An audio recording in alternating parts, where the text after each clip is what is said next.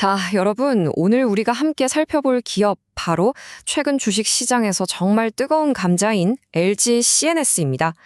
이 기업이 인공지능과 로봇, 그러니까 전문 용어로 AX와 RX를 통해서 무려 6조 원이라는 엄청난 빅픽처를 완성해 가고 있다고 하는데요. 오늘 이 해설 시간을 통해 팩트만 쏙쏙 뽑아서 확실하게 정리해 드릴 테니까요. 끝까지 집중해 주시기 바랍니다. 바로 시작해 볼까요? 화면에 보이는 이 숫자 6조 1,295억 원. 이게 도대체 뭘까요? 맞습니다. LG CNS가 2025년에 달성한 사상 최대 매출액입니다. 진짜 어마어마한 숫자죠? 이 거대한 금액이 우리에게 말해주는 건 아주 명확합니다. 지금 이 회사가 그야말로 폭발적인 외형 성장을 이뤄내고 있다는 거죠. 그런데 말이죠. 주식시장이라는 게 항상 이렇게 실적대로만 굴러가지는 않잖아요. 이런 엄청난 재무적 성공 뒤에는 사실 꽤 복잡한 이야기들이 얽혀 있습니다. 최근 상장 과정에서 불거진 논란도 있었고 또 기관 투자자들의 대규모 매도세까지 겹쳤거든요. 그야말로 빛이 강한 만큼 그림자도 짙게 드리워진 셈인데 그러다 보니 주가 향방이 상당히 복잡해진 상황입니다. 그래서 오늘 해설에서는요, 시장의 소음과 실제 기업의 가치를 좀 분리해서 살펴보려고 합니다.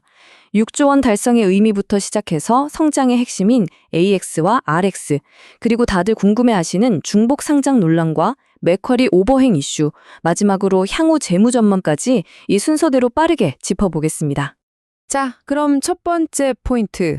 6조 원이라는 이정표가 갖는 순수한 재무적 성과부터 확인해 보죠. 그래프를 보시면 흐름이 아주 좋습니다. 2024년 5조 9,800억 원대에서 2025년에 6조 1,300억 원대로 매출이 흔들림 없이 우상향했고요. 2020년에는 무려 6조 4,200억 원까지 예상되고 있어요. 근데 여기서 우리가 진짜 주목해야 할 건요, 이게 단순하게 덩치만 키운 게 아니라는 겁니다. 2025년 영업이익을 보면 5,558억 원이거든요. 영업이익률이 무려 9.1%입니다. 기업의 근본적인 체력이 얼마나 튼튼한지 완벽하게 증명해낸 셈이죠.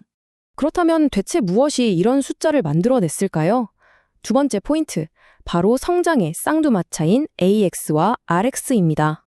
여기서 잠깐 AAX와 RX가 뭔지 짚고 넘어가 볼까요?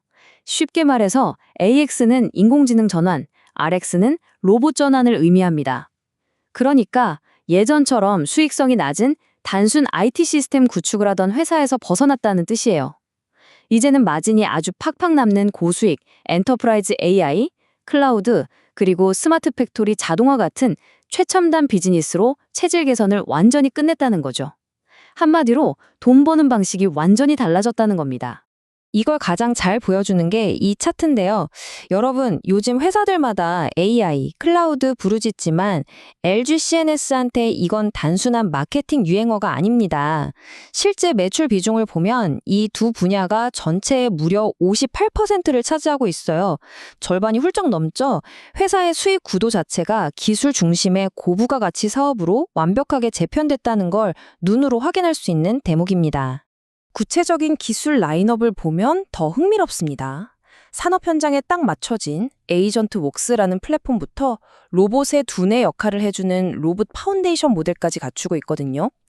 게다가 최근에는 무려 1조 원 규모의 삼성 데이터 센터까지 수주했습니다. 이게 다가 아니에요. 미국 공장에 로봇 자동화를 구축하고 인도네시아 AI 데이터 센터 시장까지 진출하면서 그야말로 글로벌 시장에서 맹렬하게 영토를 확장하고 있습니다.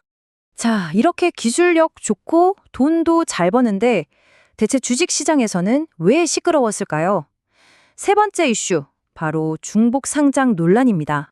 사실 이 부분이 가장 논란이 컸던 지점이죠.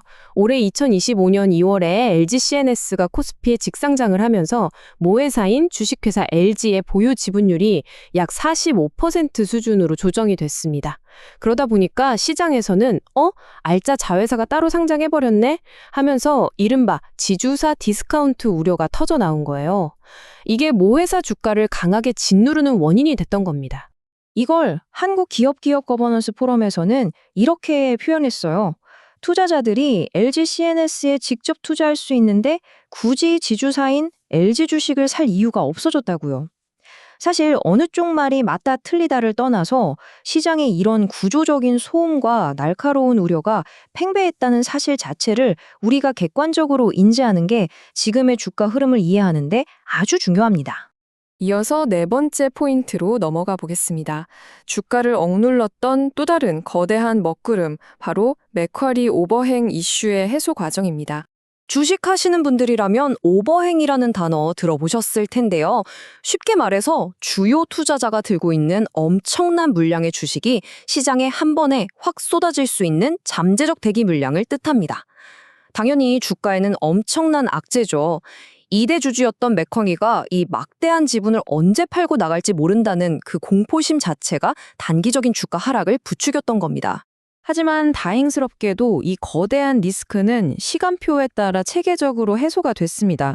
2020년에 맥커리가 처음 들어온 이후에 올해 2월 상장 때 구주 매출을 시작으로 8월과 11월에 굵직한 블록딜이 2차례 있었고요.